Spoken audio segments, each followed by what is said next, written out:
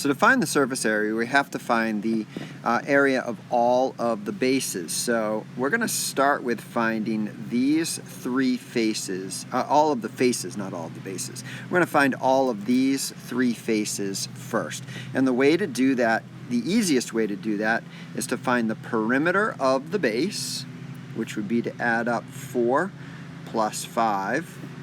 I'll put a 3 right there, plus 3.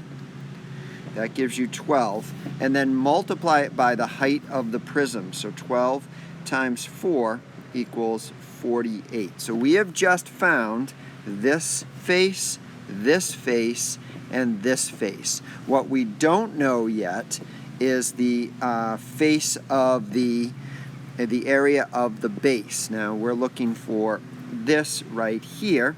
We have a height of 4. It forms a right angle with this side, which is 3. So we're going to do 4 times 3 divided by 2, which is 6. But there are two bases, so we do 6 times 2 equals 12.